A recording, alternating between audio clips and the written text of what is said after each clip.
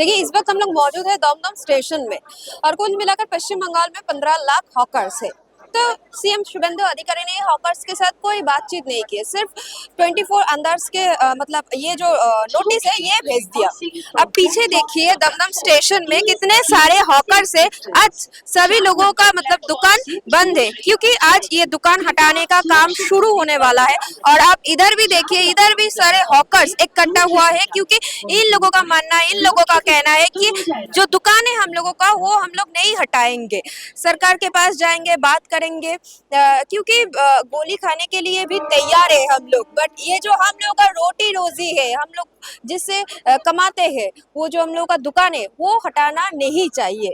तो आइए बात करते हैं हॉकर से, उन लोगों का क्या सोच है, क्या बोलना चाहते हैं वो लोग, उन लोगों से बात करते हैं और जानने की कोशिश करते हैं। दादा, पहली बात तो नया जो सरकार है पश्चिम बंगाल में, जो सीएम है शुभेंदु अधिकारी, उसके तरफ से कोई कोऑपरेशन नहीं मिला आप लोगों को, क्योंकि बहुत सारे न्यू स्कीम्स और जो है वो हो रहा है। बट ये जो हॉकर्स को लेकर जो फंड आई, इस बारे में शुभेंदु अधिकारी ने कुछ नहीं। अभी हम लोगों का जो समर्थन नया सरकार को मिला है, हम लोग जितना हकर है ना, इस चुनाव में हम लोग 80% वोट उन लोगों को मिला है। और उन लोग आने के बाद ये जो सिचुएशन ऑल वेस्ट बंगाल में जो सिचुएशन खड़ा हुआ है, ये हम लोग आशा नहीं किए थे जो ऐसा हो। हम लोग का जो कमाई है, जो रोटी रोजी है, हम लोग का घर में एक लड़का भी है, 2 बेटी भी है, इन लोग शिक्षा के लिए हम लोग जो यहाँ से ही अर्न करके हम लोग हमारा फैमिली को दे रहा है। ठीक है, अगर ये बंद हो जाएगा तो हम लोग कहाँ जाए, यही हम लोग का मेन दिक्कत है। हम लोग रेलवे से ऑलवेज कॉपरेट करने के लिए तैयार है। अगर इन लोग का अगर कुछ डेवलपमेंट होगा तो हम लोग तो ऑलवेज इन लोग का साथ ही है कि कैसे करने से अच्छा होगा। तो लोग हम लोग का पास अगर कुछ पूछेगा हम लोग भी बोलेंगे, उन लोगों का पास जो उन लोगों का प्लान आ रहा है वो भी बोलेंगे। ठीक है, मिलजुल कर अगर रहेंगे तो अच्छा रहेगा। यही हम लोगों का मेन मुद्दा कि हम लोगों का पेट में लात मत मारिए, जिंदा रहने का हक सबको है। हम लोगों का जो रनिंग में जो हकरी करता है, उन लोगों के पास 2100 रुपया फाइन लेता है, उसका आधार कार्ड ले लेता है, उसका वोटर कार्ड ले लेता है। हम लोग वोट देके आए हैं, अभी इतना कम समय में हम लोग का उठा दे रहा है। अगर हम कहीं भी किसी जगह में हम लोग का अगर पुनर्वासन मिल जाएगा तो हम लोग वही जगह আমরা দিন গুজার करेंगे। আমার 30 বছর হকারি করি, আমার প্ল্যাটফর্মের উপর দোকান, এই দিয়েই সংসার চলে। আমরা ঘর ভাড়া থাকি প্লাস খাই, এই এর উপরেই বাচ্চা কাচ্চা পড়াশোনা সবকিছুই এই এর উপর। আমাদের তো অন্য কোনো ব্যবস্থা নাই। আমরা তো ভোট দিয়ে আনছি যে আমরা ভালোভাবে থাকবো, সুস্থভাবে থাকবো, তাই আমাদের যদি আজকে পেটে লাথি মারে আমরা কোথায় যাব বলেন? আমরা যে গরিব, আমরা তো সারা জীবন এই করে খেতে হবে, আমরা কোথায় যাব? আমাদের একটা ব্যবস্থা করে দিক, আমাদের লাইসেন্স দিক, আমাদের একটা পুনর্বসত করে দিক যে না আমরা এখানে গিয়ে আমরা খেতে পারবো সুস্থভাবে। আমার বয়সটা এখন 60 বছর, আমি যে কোথায় কাজ করব, কি করব বলেন? এইবারে পরিবর্তন চেয়েছিলেন যে ভালোর জন্য চেয়েছি।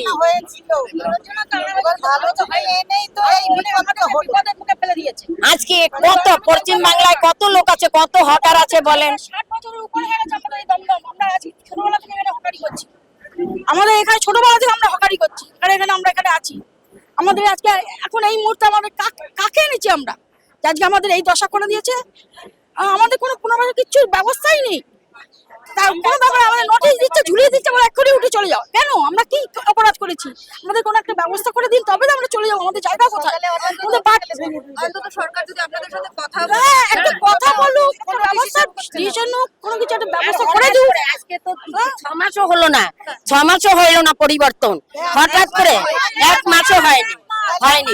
1 মাসও হয় নাই, তারপরে 1 মাসও হয়নি, তার জন্য এই 1 মাসও হয়নি এই অবস্থা। তা 5 বছর হলে কি করবে? একটা মানুষের পেটের ভাত কিভাবে কেড়ে নিচ্ছে, মানুষ কি করে বাঁচবে? তারা কি করে খাবো আমরা? আমি এই বয়সে কোথায় যাবো, কি করে চলবো বলেন? আমাদেরকে একটা ব্যবস্থা না করে দিলে আমরা কোথায় যাব, কার কাছে গিয়ে না করব না, আমাদের একটা ব্যবস্থা করে দিন। শুভেন্দু অধিকারী মহাশয় উনি চেয়ার থেকে একটু বাইরে এসে দেখুক আমাদের কন্ডিশনটা কি। আমরা আজকে লাখো লাখো হকার মরতে চলেছি, আমরা মরলে দায় কিন্তু আপনি নেবেন, বললে আপনি দায় নেবেন। আপনাকে আমরা ভালোবেসে এনেছি, উন্নয়নের জন্য এনেছি। আমরা চাই আমরা যে প্রত্যেকটা ফুটের হকার, রেলের হকার, আমাদের কোনো অন্যায় নেই, আমাদের বাল বাচ্চা আছে, তারা পড়াশোনা করে। আজকে আমরা পথে বসতে চলেছি, আজকে আমাদের পথ যে অত্যাচার হচ্ছে ওনার কাছে হাত জোর করে বিনতি অবরোধ করছি। শুভেন্দু অধিকারী মহাশয়, মুখ্যমন্ত্রী মহাশয়, আপনি আসুন, এসে আমাদের সাথে কথা বলুন, আমাদের সমস্যার সমাধান করুন। আপনার কাছে আমরা দীর্ঘ বিশ্বাস যে আপনি একটা কিছু করবেন, যার জন্য আজকে আপনাকে আমরা ভোট দিয়ে এনেছি। আমার আর কিছু বলার নেই। আমরা প্রত্যেকটা হকার আজকে বিষ খেয়ে মরার মতো লাইন হয়ে গেছে, আমাদের মরা ছাড়া আমাদের কোনো রাস্তা নেই। আজকে আমাদের মরে যেতে হবে যদি এই কন্ডিশন চলে। ওনার কাছে আবার হাত জোড় করে বলছি, উনি আসুক, আমাদের সাথে কথা বলুক, আমাদের সমস্যায় আমাদের একটা বিকল্প ব্যবস্থা করে দিক। এভাবে কাউকে তুলে দেওয়া যায় না, এভাবে কারোর পেটের ভাত তুলে নেওয়ার অধিকার কারোর নেই। ওনাকে আমরা গার্জিয়ান হিসাবে দেখছি, হ্যাঁ ওনাকে আমরা গার্জিয়ান হিসাবে দেখছি, গার্জিয়ান ওনাকে বারবার অনুরোধ করছি উনি আমাদের সাথে কথা বলুক। উনি ব্যস্ত থাকলে ওনার কোনো লোককে আধিকারিকদের পাঠাক, আমাদের সাথে কথা বলুক, আমাদের একটা সমস্যার সমাধান করে দিক। না ভাবে আমরা কিন্তু আত্মহত্যা করতে বাধ্য হবো, দায়ী থাকবে সম্পূর্ণ রাজ্য সরকার, সম্পূর্ণ রাজ্য সরকার দায়ী থাকবে আমরা আত্মহত্যা করলে। আমার আর কিছু বলার নেই। শুভেন্দু অধিকারী মশাইকে আবার একটা কথা, আসেন আপনি আমাদের সাথে কথা বলেন, আমাদের একটা পূর্ণ একটা ব্যবস্থা করে দেন, যাতে আমরা দুটো ডাল ভাত খেয়ে বাঁচতে পারি।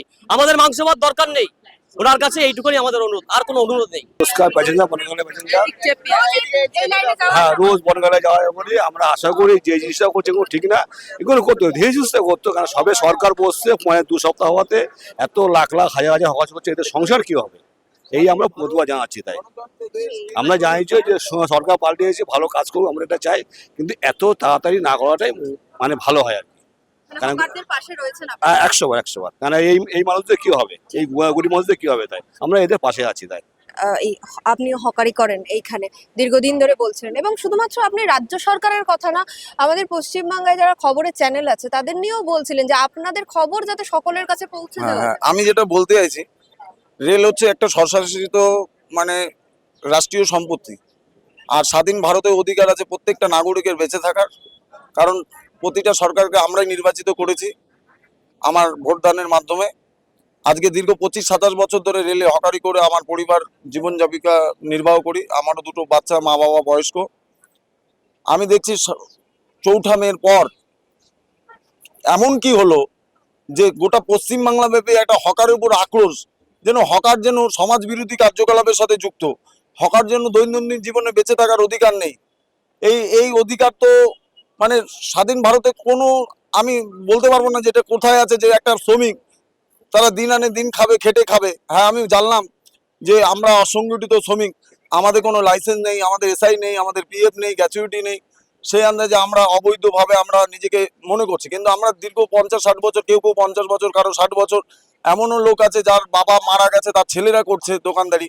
এই পরিস্থিতির মধ্যে আমি সরকারের কাছে একটা বিনীতভাবে হাত জোর করে আবেদন করব।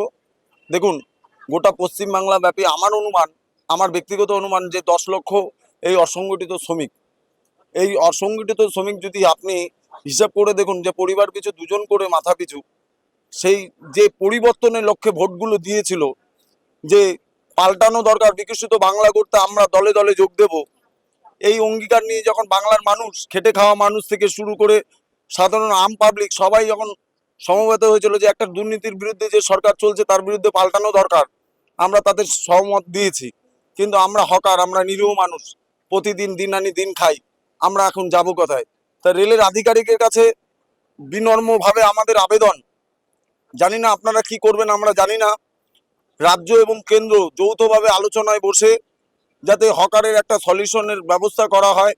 কি করলে যাত্রী সুরক্ষা মাথায় রেখে হকারি করা যাবে, কি করলে রেলের কিছু ইনকামে, সীমিত ইনকামের মাধ্যমে হকাররা হকারি করতে পারবে, সব দিকটাই আপনারা দেখে আপনাদের যারা হকারের নেতৃত্ব আছে তাদের সাথে একটা আলোচনায় বসুন।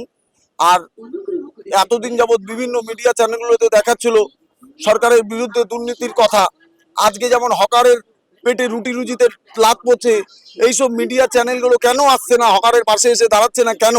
যে হকার এখন যাবে কোথায়? তার পরিবার আছে, তার পরিবার পরিবার আছে, পরিজন আছে। আমরা বলছি আমি কোনো দল নয়, আমরা শ্রমিক। আমাদের যিনি সহযোগিতা করবে আমরা সেই ঝান্ডার তলেই যাব।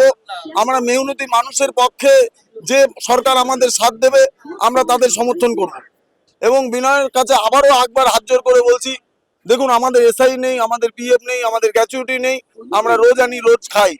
আপনারা আপনাদের স্বশাসিত রেল, অর্থাৎ আমার কাছে যতটা খবর আছে, কোনো এক কোম্পানি টেন্ডারের আওতার মধ্যে নিয়ে রেলকে মানে বিভিন্ন স্টল খুলবে, এই অবধি আমার কাছে খবর আছে। জানি না সেটা সত্য না মিথ্যা, কিন্তু যদি তাই হয় তাহলে এতগুলি হকার বেকার মানুষ তারা আজকে কোথায় যাবে? আপনি সাধারণ আম পাবলিক যদি দোকান থেকে কিছু কিনে খায়, হকারদের কাছ থেকে কিনে খেলে 10 টাকার ছোলা হয়, 5 টাকায় একটা পাঁপড় হয়।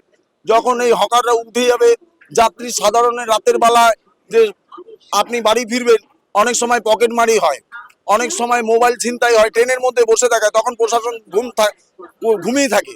তখন ওই রেলের যাত্রী সুরক্ষা ওই হকাররাই পাশে দাঁড়ায়। অনেক যাত্রী আছে যারা মাথা ঘুরে পড়ে যান, হকাররা এসে জল দিয়ে ওই যাত্রীকে সুস্বাস্থ্য করে তার বাড়ির লোককে ফোন করে তার গন্তব্যে পৌঁছে দেওয়া হয়। এই হকার তুলে দিলে সমাজ বিরোধীর কার্যকলাপ বাড়বে। একদিকে যেমন সমাজ বিরোধীর কার্যকলাপ বাড়বে, অন্যদিকে ছিনতাই, রাহাজানি, নোংরামি, বদমাশি বাড়তে থাকবে প্রতিটা প্ল্যাটফর্মে। তাই সরকারের কাছে যাত্রী এবং হকারের উভয়েরই দরকার প্ল্যাটফর্ম এমন একটা জায়গা যাতে সবাই যাত্রীর সুরক্ষা মাথায় রেখে আমরা যাতে বাঁচতে পারি। যাতে আমাদের যদি কোনো জায়গায় বড় দোকান দেখছেন, আপনারা আলোচনা করুন যে এই দোকানগুলো ছোট করতে হবে, আমরা তাতে কর্পোরেট করতে রাজি আছি। কিন্তু একেবারে নোটিশ দিয়েই পেটে লাথি মারবেন, এই জিনিস বরদাস্ত করা যাবে না। এতে যদি আমাদের আমৃত্যু অনশন করতে হয়, রাস্তার ফুটপাতে যেখানে আমৃত্যু অনশন করতে হয় আমরা অনশনে বসবো। কিন্তু আমরা সরকারের কাছে বিনীত আবেদন, আমাদের জোর করে উঠিয়ে দেবেন না, আমাদের একটা বিকল্প ব্যবস্থা করেই আপনারা আমাদের প্রশাসনের মাধ্যমে আমরা আলোচনা উঠবো করুন। না, আমরা মরতে রাজি আছি। উঠে যে কোথায় যাব আমরা? আমরা গুলি খাবো, লাঠির বাড়ি খাবো, মরবো, তাও আমরা যাব না। আমরা কোথায় যাব এই বয়সে? আমরা কি খাবো? আমি তো ঘর ভাড়া দিয়ে থাকি, আমার বাচ্চা কাচ্চা পড়াই, আমরা খাই।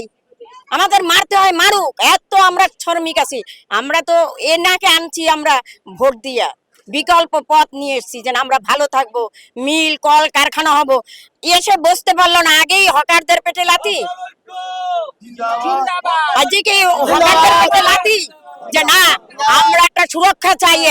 এর সুরক্ষা দুইও যেন মিলে, কেন্দ্র এবার রাজ্য কেন্দ্র দুজনে মিলে আমাদের করুক। যখন উনি আসছিল, যখন আমাদের কাছে জোর হাত করে যখন চাইছে মা বোনেদের বাঁচাবো, মা বোনেদের সুরক্ষা দেব, আজ আমাদের এই সুরক্ষা আমাদের আজ পেটে লাথি। আমরা আজ কোথায় যাব একটু বলেন? মা বোনেরা কোথায় যাব? ইজ্জত কোথায় থাকবে? মা বোনেরা কোথায় যাব? কত বড় লোক আছে যে তাদের বাড়িতে আমরা কাজ করতে যাব, কি খাবো? এই সুরক্ষার জন্য তাকে এনেছি আমরা।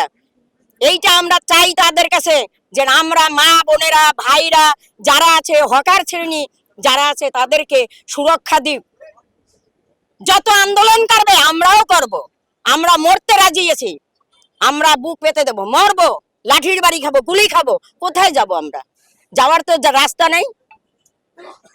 কত মারবে, কত মারবে? রোজ মারবে, রোজ যাব, রোজ মারবে, রোজ যাব। এইটাই অনুরোধ করি, এইটাই বলি। আমরা আর কি বলবো? আমরা জানি না লেখাপড়া, জানি না, মূর্খ আমরা, জানি না কিছুই। কি বলতে পারবো? কিছুই বলতে পারি না। আমরা যদি একটু বলি তাহলে হয়তো এটা, আমরা কিন্তু সবাই একটা পরিবর্তন, এটা খুব ভালো আশা করেছিলাম। আমরা সবাই পরিবর্তন চেয়েছিলাম, সবাই পরিবর্তন আমরা চেয়েছিলাম। এটা ভালো একটা ফল, ভালো একটা রেজাল্ট খুবই আশা করেছিলাম। আজকে সে ভালো রেজাল্ট প্রথমে যদি আমাদের পেটে লাথি পড়ে যায়, আমরা সরকারকে এনে যদি আমাদের সেখানটায় যদি এই পরিস্থিতি হয়, আজকে দেখুন এখানে যারা রয়েছে আমরা প্রত্যেকেই, আমরা এখানকার বাসিন্দা, আমরা এই দেশি, আমরা ভোট দিয়েছি। আমার দেখুন কালি এখনো এখানে লেগে রয়েছে, ঠিক আছে না? আমাদের তো এসের কোনো ব্যাপার নেই। তা আমার যারা পূর্ববর্তী জেনারেশন, আমার যারা বাবাও আমার এখানে ছোটবেলায় এসছে, আমার যারা ঠাকুরদা রয়েছে, তারা তো এসছে। তখন দেশ যখন বিভাজন হয়েছে, ভাগ হয়েছে, তখন যখন তারা এখানে এসছে সমস্ত কিছু ফেলে রেখে, এখানে তখন তাদের তো কোনো কর্মসংস্থান দেওয়া হয়নি। যার জন্য যে যেখানে পেরেছে সেইভাবে বসছে। তখন যদি বসতে না দিত তাহলে তো আমাদের এই চিন্তা হতো না।